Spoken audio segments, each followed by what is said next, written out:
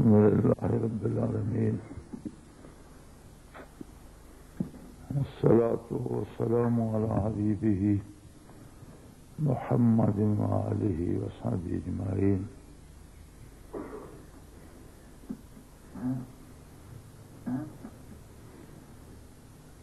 أعوذ بالله من الشيطان الرجيم. بسم الله الرحمن الرحيم. أَوَمَنْ كَانَ مَيْتًا فَأَحْيَيْنَاهُ وَجَعَلْنَا لَهُ نُورًا يَمْشِي بِهِ فِي النَّاسِ كَمَنْ مَثَلُهُ فِي الظُّلُمَاتِ لَيْسَ بِخَارِجٍ مِنْهَا كَذَلِكَ زَيَّنَ لِلْكَافِرِينَ مَا كَانُوا يَعْمَلُونَ. اللهم سبحانك لا علم لنا إلا ما علمتنا إنك أنت العليم الحكيم. مولاي صل وسلم دائما أبدا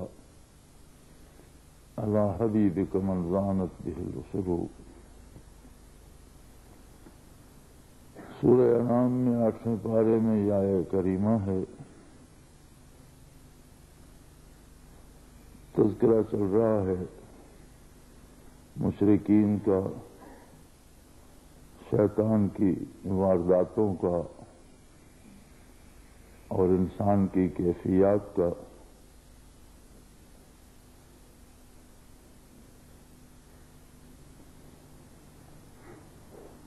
تو فرمایا وَإِنَّ الشَّيَاطِينَ لَيُوحُونَ إِلَىٰ أَوْلِيَائِهِمْ لِيُجَادِلُوكُمْ. یقیناً جو شیطان ہیں، یہاں جمع کا صیغہ استعمال فرمایا ہے کہ صرف ابلیس نہیں بلکہ سارے شیاطین لیوحون الی اولیائہم، اپنے دوستوں کے دلوں میں باتیں ڈالتے ہیں. لیجادلوکم، تاکہ وہ اہل ایمان سے جھگڑا کریں. وَإِنْ أَطَعْتُمُوهُمْ إِنَّكُمْ لَمُشْرِكُونَ، اور اے ایمان والو اگر تم نے ان کی بات مان لی تو تم بھی مشرکوں میں شامل ہو جاؤ گے. اب اس کے آگے اہل ایمان کا ایک وصف ارشاد ہوتا ہے. أَوَمَنْ كَانَ مَيْتًا، کیا جو مردہ ہو، جو محض جسم ہو. کیونکہ مردہ وہ ہوتا ہے جس میں سے روح خارج ہو جاتی ہے اور محض وجود باقی رہ جاتا ہے. فَأَحْيَيْنَاهُ، پھر ہم اسے زندگی عطا کر دیں. اور نہ یہ کہ صرف زندگی دیں، وَجَعَلْنَا لَهُ نُورًا يَمْشِي بِهِ فِي النَّاسِ، پھر ہم اسے وہ نور عطا کر دیں جس نور کے سہارے وہ لوگوں میں رہتا بستا اور گزارا کرتا ہے. یمشی بہ فی الناس، اس کے ذریعے وہ لوگوں میں چلتا پھرتا ہے، یعنی معاشرے میں گزر بسر کرتا ہے. کمم مثلہ فی الظلمات، اس کی مثال کیا اس جیسی ہے جو تاریکی میں ہو. لیس بخارج منہا، اور کبھی اس تاریکی سے نکل ہی نہ سکے، اس میں ٹاملٹویاں مارتا پھرتا ہو، بھٹکتا پھرتا ہو. کذالک زین للکافرین ما کانوا یعملون، اس طرح سے کفار اس مغالطے میں پڑ جاتے ہیں، ان کے کفر کی سزا کے طور پر ان کے لیے اس ظلمت میں، تاریکی میں ٹامکٹویاں مارنا ہی ان کے دل میں یہ بات ڈال دی جاتی ہے کہ تم بڑی بہادری کر رہے ہو. اور یہ ان کے اعمال اور کردار کی سزا ہوتی ہے کہ من جانب اللہ ان کے دلوں میں یہ بات ڈال دی جاتی ہے کہ تم ٹھیک کر رہے ہو، تم بڑا کام کر رہے ہو. اس کا نتیجہ یہ ہوتا ہے کہ وہ حق کی تلاش سے ہی رک جاتے ہیں. لیکن یہ اللہ کریم اپنی طرف سے کسی پر مسلط نہیں کرتے. ما کانوا یعملون، یہ ان کے کردار اور ان کے عمل کی سزا کے طور پر ان پر مسلط کر دیا جاتا. آپ اپنے معاشرے میں بھی دیکھیں گے تو آپ کو بے شمار مثالیں ملیں گی کہ لوگ ڈاکے ڈالنے پہ فخر کرتے ہیں اور کہتے ہیں میں نے زندگی میں اتنے ڈاکے ڈالے. لوگ قتل کرنے پہ فخر کرتے ہیں اور کہتے ہیں مجھے جانتے نہیں ہو میں 20 آدمیوں کا قاتل ہوں. یعنی برائی پہ فخر کرنا یہ من جانب اللہ ایک صلاح ہوتی ہے جس کا نتیجہ یہ ہوتا ہے کہ آدمی جس برائی پہ فخر کرتا ہے اس سے باز نہیں آتا, اس میں اور دھنستا چلا جاتا. اسی طرح بعض جاہل لوگ رسومات کو دین بنا لیتے ہیں حالانکہ وہ دین نہیں ہوتا. ان رسومات میں ایک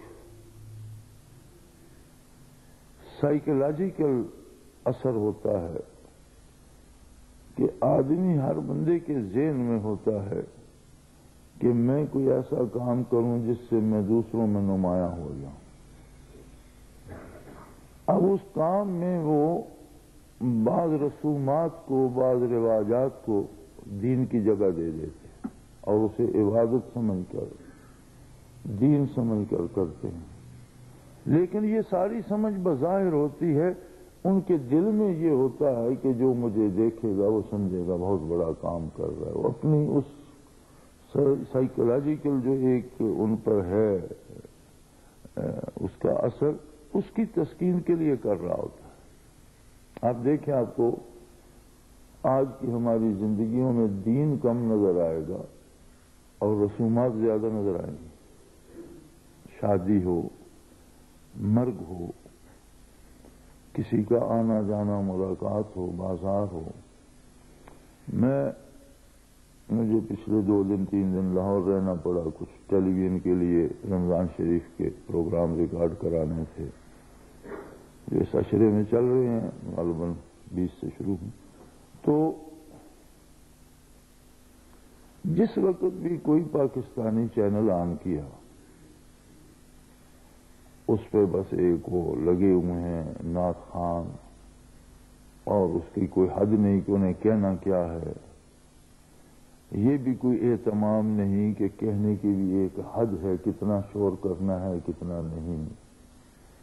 ہندوستانی گانوں کی طرز پر نعتیں بن گئیں. اب ایک مخلوق آپ سے زیادہ وہاں جمع ہے اور ان پر وہ نوٹ نچھاور ہو رہے ہیں اور نوٹوں کی بارشیں ہو رہی ہیں. انداز نعت گوئی کا براہ راست خطاب کا ہوتا ہے. اب اسے عبادت سے بھی بڑا درجہ دے دیا گیا. ممکن ہے ان میں ایسے لوگ ہوں جو نماز کا اہتمام نہ کرتے ہوں لیکن اس کا ضرور کرتے ہیں.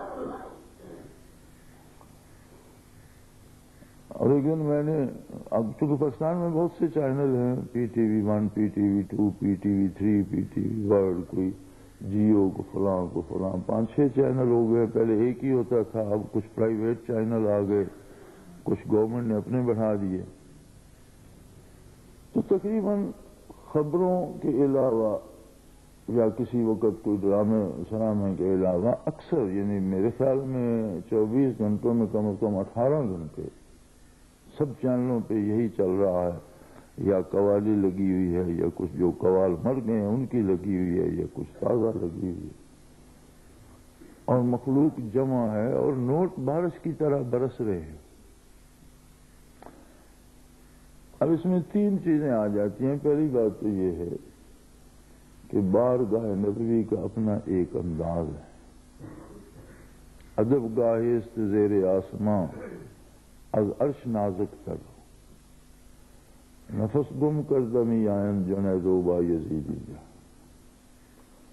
کہ آسمان کے نیچے بارگاہ نبوی جو سجی ہے یہ عرش سے نازک تر ادب گاہ ہے, اور یہاں اللہ کے بڑے بڑے مقرب دم ساز کے اور چپکے سے داخل ہوتے ہیں. اس لیے کہ اللہ کا حکم ہے لا ترفعوا اصواتکم فوق صوت النبی. نبی علیہ الصلوۃ والسلام کی آواز سے تمہاری آواز بلند نہیں ہونی چاہیے. اور اس کے ساتھ وعید ہے کہ اگر کسی نے یہ جرم کیا تو اس کی زندگی کے تمام اعمال ضائع کر دیے جائیں گے، کوئی نیکی قبول نہیں ہوگی۔ ان تحبط اعمالکم وانتم لا تشعرون۔ پہلی بات تو یہ ہے کہ جب حضور کو آپ مخاطب کر رہے ہیں تو ایک حد ادب کے اندر رہیں، ترنم سے پڑھیں، سر سے پڑھیں، لیکن اس میں اچھل کود، پھر سپیکر پر اتنا شور کہ وہ کان پھاڑ رہا ہے۔ دوسری حد یہ ہے کہ بات اس انداز سے کی جائے جس انداز سے اللہ نے حضور کی تعریف کی ہے، یعنی ہر نعت کی یہ شرط ہے کہ ان حدود کے اندر ہو جو حضور کی صفات ہیں۔ اپنی طرف سے کوئی بات گھڑ کے حضور کی طرف منسوب کرنا، یہ دوزخ جانے کے لیے صرف یہ جرم کافی ہے۔ حدیث پاک ہے من کذب علی متعمدا فلیتبوأ مقعدہ من النار او کما قال رسول اللہ صلی اللہ علیہ وسلم، کہ جس نے عمدن میری ذات پر جھوٹ بولا، ایسی بات گھڑ کے منسوب کر دی جو نہیں ہونی چاہیے، وہ اپنا ٹھکانہ دوزخ میں تلاش کرے۔ تو اس طرح کی مزہ سرائی جو گستاخی میں آتی ہے، پھر آپ فلمی گانوں سے اس کے انداز لے لیتے ہیں اور پھر وہ ذریعہ معاش بن جاتی ہے۔ پھر اس میں مقابلے ہوتے ہیں، فلاں نہیں فلاں آئے گا، فلاں جیتا فلاں آ رہا، اس نے اتنے زیادہ پیسے لے لیے، اس نے اتنے تھوڑے لے لیے۔ پھر سامعین اسے ذریعہ نجات سمجھتے ہیں۔ یہ عقیدہ بجائے خود گمراہ کن ہے،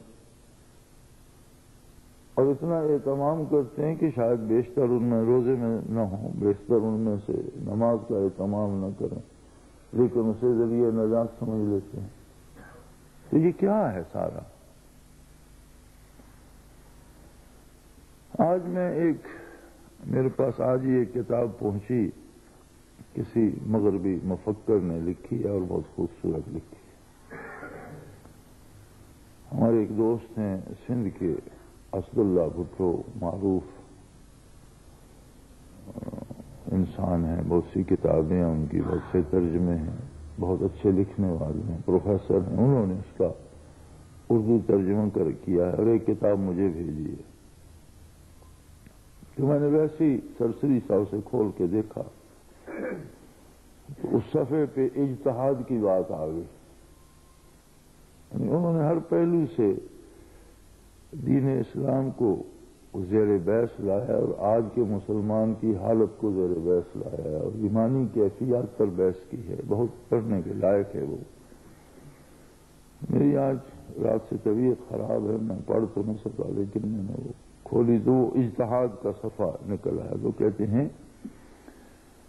کہ اجتہاد کی بنیاد یہ ہے کہ اللہ سے عشق ہو، اللہ کے نبی سے محبت ہو، اور اس محبت سے سرشار ہو کر ارشاد باری اور ارشاد پیغمبر صلی اللہ علیہ وسلم کی حالات حاضرہ کے مطابق وضاحت تلاش کی جائے۔ یہ تو اتحاد ہے۔ پھر اسے حدیث پر عبور ہو، پھر اسے علوم حدیث پر عبور ہو، فقہ جانتا ہو، تفسیر جانتا ہو، اور ایک حدیث کے لیے 17 علوم ہیں جو ایک حدیث کو سمجھنے کے لیے جاننے چاہیے، ان سب پہ عبور رکھتا ہو، پھر اس وقت کی ضرورت، اس وقت کی تاریخ، اس وقت کے فیصلے اور ان کے بیک گراؤنڈ سے، ان کے پس منظر سے آگاہ ہو، آج کی ضرورت اور اس کے پس منظر اور لوگوں کے حالات سے آگاہ ہو، اور اس درد میں ڈوب کر وہ حل تلاش کرے جو حضور کے دیے ہوئے حدود سے باہر بھی نہ جائے اور آج کا مسئلہ حل کر دے۔ تو وہ لکھتا ہے کہ ایسا شخص تو لائق صد آفرین ہے، اس پر بڑا اللہ کا انعام ہے۔ اور یہ تو اسلام جس طرح گلستان کھلتا ہے، انگریزی میں اس نے فلورش کا لفظ استعمال کیا ہے کہ جس طرح گلستان مہکتا ہے، یہ تو اسلام کے گلستان کو مہکانے والی بات ہے۔ لیکن کہتے ہیں افسوس آج یہ اجتہاد نہیں ہے، نہ اس کے لیے کہا جاتا ہے۔ آج اجتہاد کے نام پر ہم نے اسلام سے ہٹ کر اور غیر اسلامی امور سے متاثر ہو کر ان کو اپنانے کے لیے ہم اسلامی احکام میں تبدیلی کر کے اس کے مطابق کرنا چاہتے ہیں، اور اسے ہم اجتہاد کہتے ہیں۔ وہ لکھتا ہے کہ آج کا مسلمان جس اجتہاد کا شور کر رہا ہے، اجتہاد ہونا چاہیے، اجتہاد ہونا چاہیے، اکثریت کی بات کہتے ہیں کہ وہ لوگ ہیں جو کفار کے رواجات سے متاثر ہوئے، ان کے دل میں محبت اس کافرانہ فعل کی ہے، ان کے رواج اس طرح رہنا چاہتے ہیں، لیکن ساتھ سند مسلمانی کی بھی چاہتے ہیں، اور پھر اسے اجتہاد کا نام دے کر اس پر شریعت کا لیبل چسپاں کر دیتے ہیں۔ تو وہ لکھتا ہے کہ اس سے بڑا کفر اور اس سے بڑا ظلم اور کیا ہوگا۔ بڑی خوبصورت بات لکھی ہے اس نے۔ میں نے اگلے دن لاہور غالباً پڑھا، اخبار میں آیا کہ الازہر کے 21 علماء کی کمیٹی بنائی گئی کہ سود کے مسئلے پہ اجتہاد کیا جائے، تحقیق کی جائے، جن میں سے ایک عالم نے اختلافی نوٹ لکھا جس کا نام بھی نہیں بتایا گیا اور اس کا اختلافی نوٹ بھی ظاہر نہیں کیا گیا۔ اس میں ظاہر ہے سود کے خلاف دلائل ہوں۔ باقی 20 علماء نے یہ متفقہ فیصلہ دیا ہے کہ ہمیں زمانے سے پیچھے نہیں رہنا چاہیے، اور آج کی دنیا کی معیشت سود پہ استوار ہے، لہذا بینک سے جو طے شدہ سود ملتا ہے یہ حلال ہے۔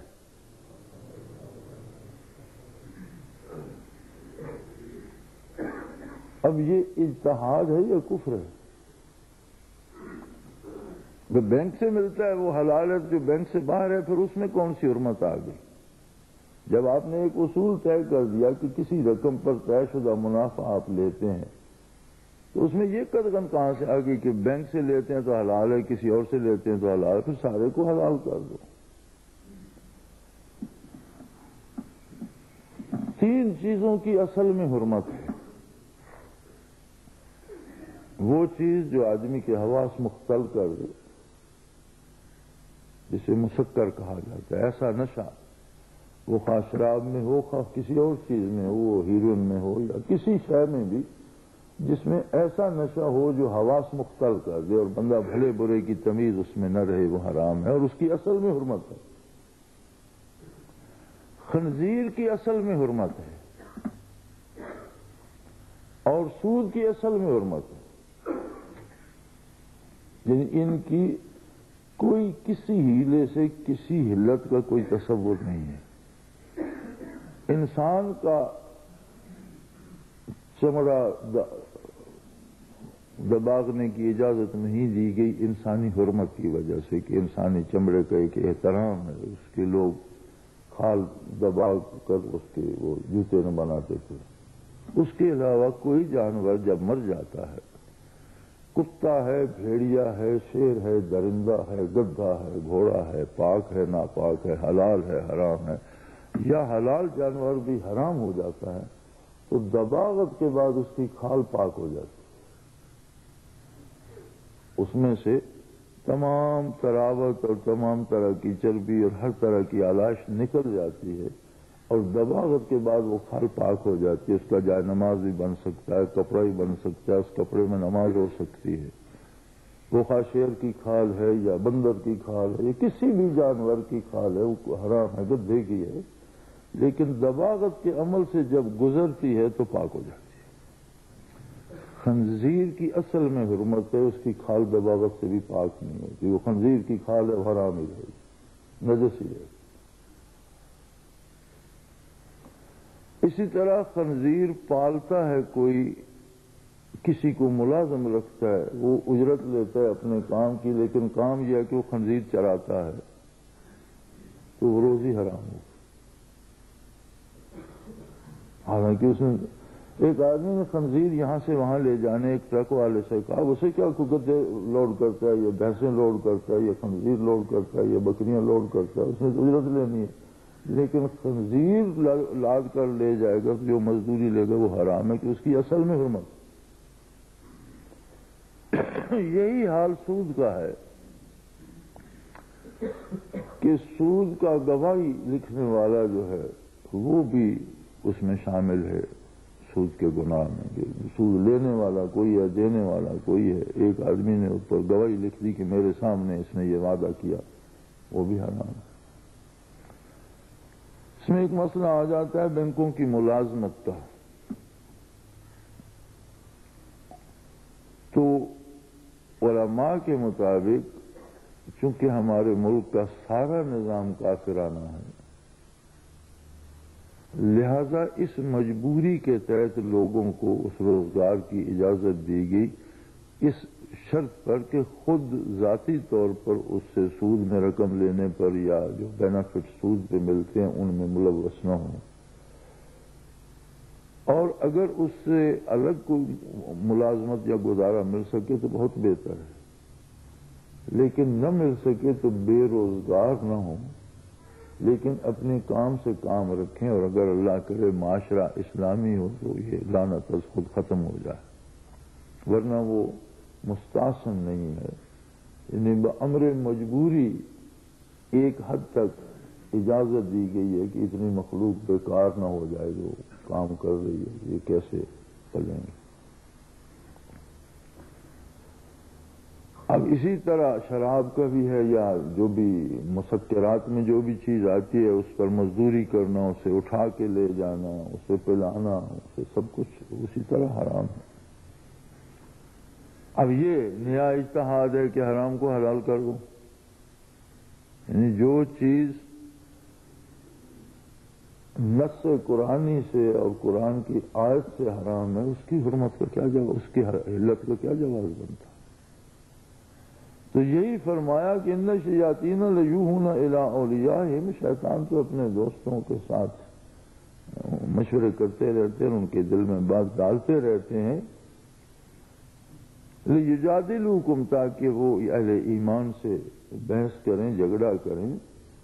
لیکن اے اہل ایمان، وَإِنْ أَطَعْتُمُوهُمْ، اگر تم نے ان کی بات مان لی، إِنَّكُمْ لَمُشْرِكُونَ، تو تم بھی مشرک ہو جاؤ۔ پھر مومن کی یہ صفت بتائی کہ مومن کیوں مانے۔ مومن ایسا ہے وَمَنْ كَانَ مَيْتًا، کہ جو محض ایک وجود ہو، پھر ہم اسے زندگی دیں۔ ہر شے کا محض ایک وجود ہے،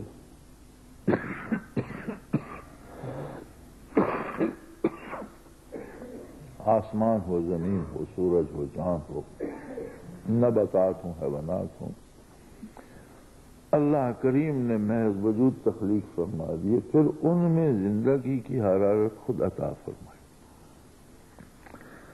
انسان ان کی طرح نہیں ہے، انسان ایک الگ مخلوق ہے جس میں وہ روح ہے جو امر ربی سے ہے۔ باقی مخلوق کی روح کو روح حیوانی کہتے ہیں، ایسی روح جو زندگی عطا کرتی ہے، جس سے حیات کا نظام چلتا ہے، وہ روح حیوانی حیوانات میں بھی ہے، نباتات میں بھی ہے، درختوں میں بھی ہے، وہ زندہ ہے، ان پہ پھل آتا ہے، پتے آتے ہیں، جب وہ روح نہیں رہتی تو خشک ہو جاتے ہیں، بیکار ہو جاتے ہیں۔ وہ محض اسے روح حیوانی کہا جاتا ہے، جس سے محض بدن میں اپنے اعمال کا، اپنے کردار جو اس کے ذمہ فطری طور پہ ہے وہ کر سکے۔ لیکن انسان کو جو روح عطا کی گئی وہ امر ربی سے، کل روح من امر ربی، اور امر اللہ کی صفت ہے۔ عالم امر عالم خلق کی انتہا سے شروع ہوتا ہے۔ اب وہ کس طرح پرتو جمال کو اس نے انسانی سینوں میں اتارا اور انسانی روح بنا دیا، اس پہ قرآن نے بحث نہیں کی۔ فرمایا وَأَنْتُمْ لَا تَشْعُرُونَ، یہ معاملہ تم نہیں سمجھ سکتے، انسانی شعور سے بالاتر ہے، لہذا اس پہ خاموش رہو۔ اب انسانی حیات مختلف ہے۔ اگر تو اس انسانی روح کو نور ایمان نصیب ہو گیا تو اس میں حیات آ گئی، اور اگر نور ایمان سے معروم رہی تو پھر وہ مردہ ہے۔ جس طرح ایک عرب شاعر نے کفار کے بارے کہا تھا کہ اجسامہم قبل القبور قبور، کہ ان کے وجود جو ہیں وہ قبر میں جانے سے پہلے ارواح کی قبریں بن گئے ہیں، ان کے اندر جو روحیں ہیں وہ مردہ ہیں، اور یہ لوگ چلتی پھرتی قبریں ہیں۔ یعنی کفر ایسی ملامت ہے کہ انسانی زندگی سے آشنائی ہی نصیب نہیں ہوتی، اور بندہ ایک چلتی پھرتی قبر کی مثال ہوتا ہے۔ یہی بات یہاں ومن کان میتن جو ہو ہی مردہ، فاحییناہ، پھر ہم اسے نور ایمان اور روح عطا کر اسے زندگی عطا کر دیں، اسے نور ایمان نصیب ہو جائے۔ اب نور ایمان حیات ہے، حیات چھوٹے بچے کی بھی ہوتی ہے، بچپن میں بھی ہوتی ہے، لڑکپن میں بھی ہوتی ہے، جوانی میں بھی ہوتی ہے، کہولت میں بھی ہوتی ہے، تو بدلتی رہتی ہے اور مضبوط تر ہوتی رہتی ہے حصول علم کے ساتھ، حصول ورع اور تقوی کے ساتھ، قرب الہی کے ساتھ۔ پھر فرمایا ان میں وہ لوگ جنہیں ہم نے صرف زندگی نہیں دی، وَجَعَلْنَا لَهُ نُورًا يَمْشِي بِهِ فِي النَّاسِ، پھر ان کے سینے میں ہم نے ایک خاص نور پیدا کر برکات نبوت ان تک پہنچا دی، محمد الرسول اللہ صلی اللہ علیہ وسلم کے قلب اطہر سے ان کے دلوں کا ناطہ جوڑ دیا، اور اب وہ لوگوں میں اس نور کے ساتھ گزر بسر کرتے ہیں جیسے کسی تاریک رات میں کسی کے ہاتھ میں سورج ہو۔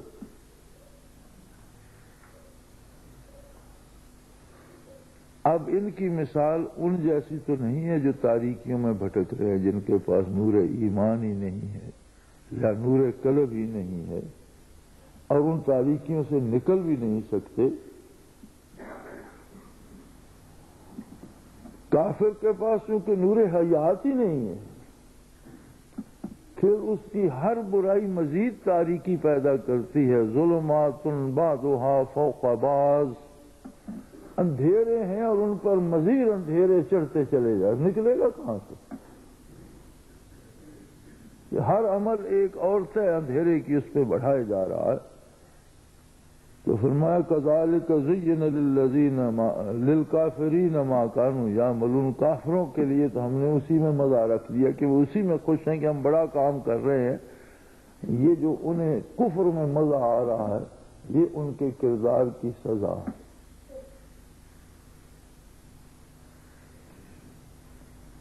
اور اسی طرح مسلمان جب بدعات میں گرفتار ہوتا ہے تو بدعت بھی بڑی ملامت ہے۔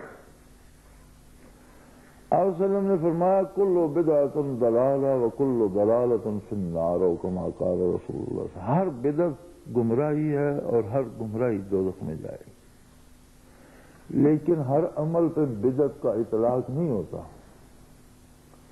کوئی ایسا کام جس کا حکم شرعی موجود نہ ہو اور بندہ اسے دین اور اسلام اور ذریعہ نجات سمجھ کر اس پر عمل کرے، وہ بدعت ہوگا۔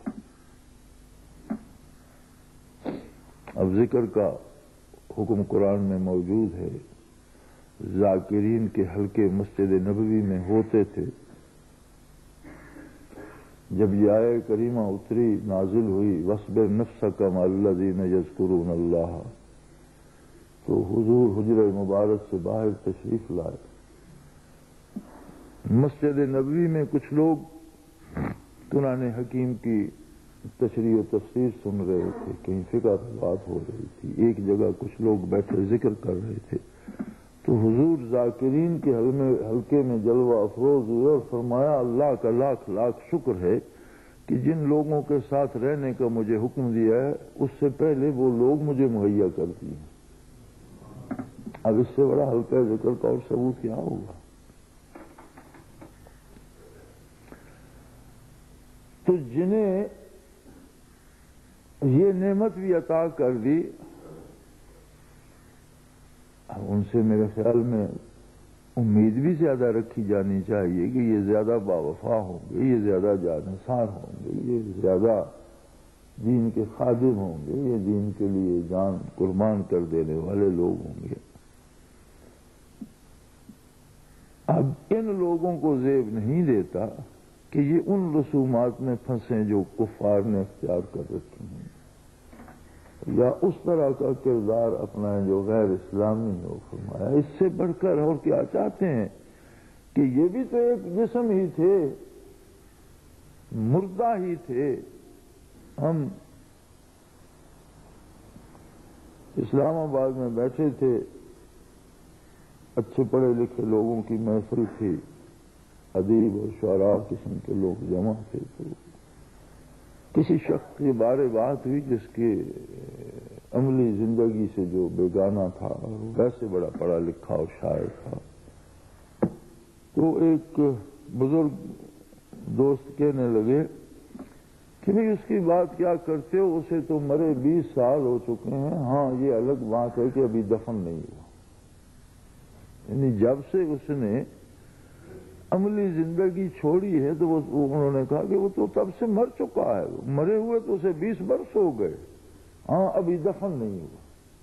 کتنی معنی خیز بات تھی کہ بندہ جب دین سے عملی طور پر الگ ہو جاتا ہے تو مردوں میں چلا جاتا ہے۔ اب یہ الگ بات ہے کہ اسے دفن کب ہونا ہے۔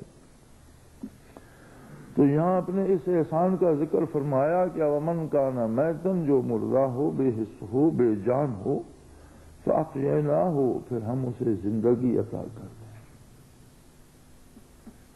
کسی شاعر نے بہت خوب کہا تھا، زندگی آپ کی عنایت ہے صلی اللہ علیہ وسلم۔ زندگی کی حقیقت کیا ہے؟ زندگی آپ کی عنایت ہے، ورنہ ہم لوگ مر گئے ہوتے۔ سب مردہ ہے، سب بے جان ہے۔ جان ہے اگر، زندگی ہے تو وہ محمد الرسول اللہ کا تعلق ہے، محبت نبوی ہے، عشق نبوی ہے۔ فَإِنَّ الْمُحِبَّ لِمَن يُحِبُّ مُطِيعُ، محبت کرنے والا اپنے محبوب کا غلام ہو جاتا ہے، وہی کرتا ہے جو وہاں سے حکم ملتا ہے۔ تو ہم اپنی تسکین کے لیے بعض اوقات ایسے امور کا سہارا لے لیتے ہیں جو ناپسندیدہ ہوتے ہیں یا ایک حد تک گستاخی میں چلے جاتے ہیں۔ میں اس بحث میں نہیں پڑھنا چاہتا کہ لوگ یا رسول اللہ کیوں کہتے ہیں، یہ فضول بحث ہے۔ اگر کہتے ہیں تو اللہ قادر ہے ان کی آواز بارگاہ نبوی میں پہنچا دے۔ کیا بعید ہے بھئی، اب ہم یہاں سے بیٹھ کر ہوئے زمین پر تو بات کر لیتے ہیں، فون کے ذریعے بھی، انٹرنیٹ کے ذریعے بھی۔ اب انٹرنیٹ پہ میں ذکر کراتا ہوں تو وہ میرا خیال ہے روئے زمین پر ساتھی مجھے اس میں دیکھ بھی رہے ہوتے ہیں، آپ تو صرف آواز سنتے ہیں، تو وہ اس میں سے کمپیوٹر میں سے مجھے دیکھ بھی رہے ہوتے ہیں۔ تو اگر مادی دنیا میں اتنے وسائل ہیں تو قادر مطلق کے پاس یا روحانی دنیا میں کیا کمی ہے؟ اگر ہم کسی کو خط لکھتے ہیں تو ہمارے پاس تو نہیں ہوتا، لیکن مخاطب کر کے لکھتے ہیں۔ بڑے بڑے بزرگوں نے، اہل اللہ نے نعت کہی ہے اور مخاطب کر کے کہی ہے۔ تو یہ فضول بحث ہے۔ اللہ قادر ہے، اس کی اگر دل میں خلوص ہے اور درد ہے تو اس کی آواز پہنچا دے، لیکن اسے یہ بھی تو خیال رکھنا چاہیے کہ جب وہ مخاطب کر کے بات کر رہا ہے تو بات کا انداز کیا ہو۔ جبکہ غائب میں بھی جب ذکر ہو نبی کریم صلی اللہ علیہ وسلم کا تو ادب شرط ہے۔ اور روضہ اطہر پہ جنہیں حاضری نصیب ہوتی ہے ان کے لیے وہی آداب ہیں جو صحابہ کرام جب بارگاہ نبی میں حاضر ہوتے تھے، حضور اس دنیا میں جلوہ افروز تھے، جو احکام تھے روضہ اطہر کے وہی احکام۔ نبی اکرم صلی اللہ علیہ وسلم نے فجر کی امامت فرمائی اور بارش ہوئی تھی، چھت ٹپکی، کھجور کی چھت تھی، مسجد نبوی میں کیچڑ ہو گیا، محراب میں کیچڑ تھا، حضور سجدہ ریز ہوئے تو پیشانی انور پہ کیچڑ لگ گیا۔ صحابہ نے اجازت لی اور کنکریاں چن کر مسجد میں اور وہاں بچھا دی۔ اس زمانے میں فرش کا رواج تو نہیں تھا، لیکن وہ بجائے فرش ڈالنے کے کنکریاں بچھا دی گئی۔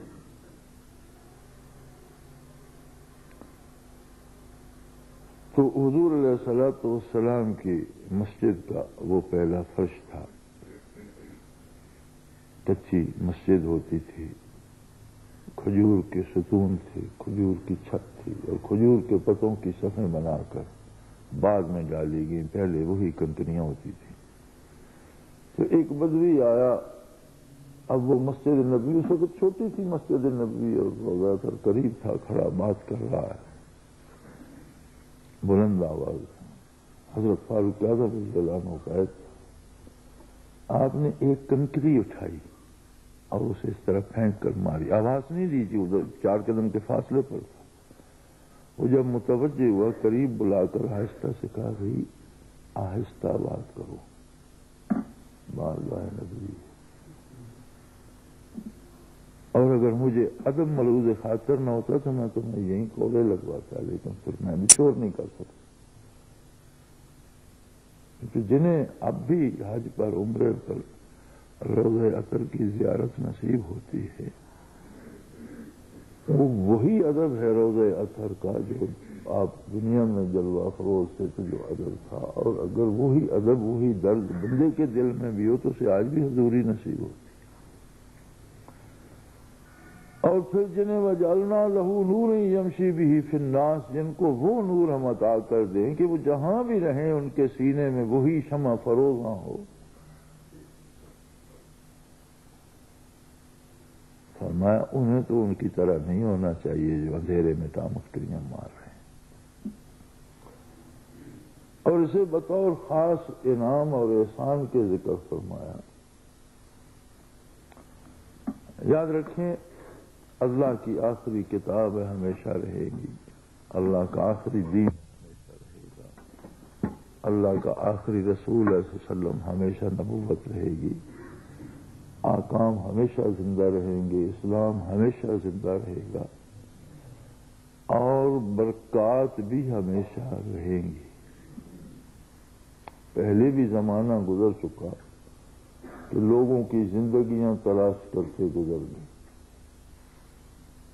اور بڑے بڑے لوگوں نے جو دفن تو شاید سرزمین بر صغیر میں ہیں، لیکن زندگیاں انہوں نے مختلف ممالک میں سفر میں گزار دی کہ کہیں کوئی اللہ کا بندہ اللہ اللہ کرانے والا مل جائے۔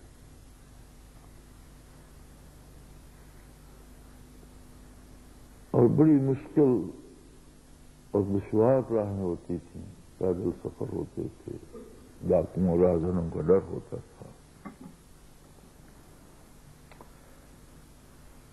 الانتباہ فی سلاسل اولیاء اللہ میں شاہ ولی اللہ رحمۃ اللہ تعالی علیہ نے کچھ 14 مختلف سلاسل کا ذکر فرمایا ہے، اور کوئی ضروری نہیں سلاسل 14 اس سے زیادہ بھی ہیں، بعض جو زیادہ رواج پا مشہور ہو گئے ان کا نام لیا جاتا ہے، جو تھوڑی دور چل کر دنیا سے معدوم ہو گئے وہ نہیں آتا ذکر ان کا۔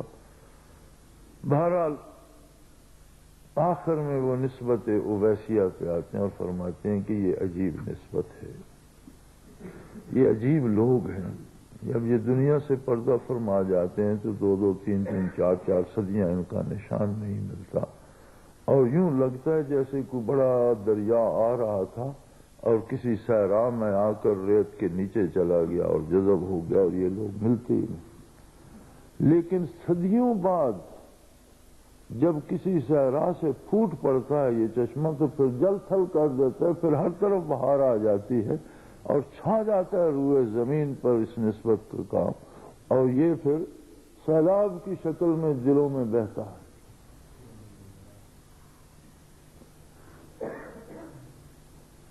اب اس بات کو سوچیں اور ہم اپنے نصیب اور اپنی قسمت کو دیکھیں کہ کس طرح اللہ کریم نے ایک ویرانے میں حضرت رحمت اللہ تعالی علیہ پر یہ احسان فرمایا کہ آپ کو نسبت اویسیہ کا سرچشمہ بنا دیا اور پھر کن بلندیوں پر پہنچایا اور کتنی مضبوط اور کتنی قوی نسبت عطا فرمائی. اور ہم نے کیا تھا؟ کچھ بھی نہیں. ہمارا کوئی کمال نہیں. محض اس نے اپنے احسان سے ہمیں دھکیل دیا. اب یہ ہمارے ذمہ ہے کہ ہم اسے زیادہ سے زیادہ حاصل کریں اور اللہ کی زیادہ سے زیادہ مخلوق تک پہنچائیں. اللہ کریم اس کی توفیق عطا فرمائے، ٹوٹے پھوٹے اعمال کو قبول فرمائے اور دنیا کی رسوائی اور آخرت کی شرمندگی سے پناہ میں رکھے. الحمدللہ رب العالمین والصلاۃ والسلام علی اللهم ربنا لا تقتلنا بغضبك ولا تهلكنا بعذابك واعف عنا قبل ذلك. اللهم ربنا لا تسلط علينا من لا يرحمنا. أنت ولينا في سفرنا وغرنا في مالنا وأهلنا. أنت ولينا. اللهم ربي يسر ولا تعسر وتمم بالخير. اللهم انصر الاسلام والمسلمين. اللهم ايد العساكر المسلمين. اللهم ربنا وفقنا لما تحب وترضى واجعل عاقبتنا خيرا من الاولى. وصلى الله تعالى على حبيبه محمد برحمتك يا رب. بیت والا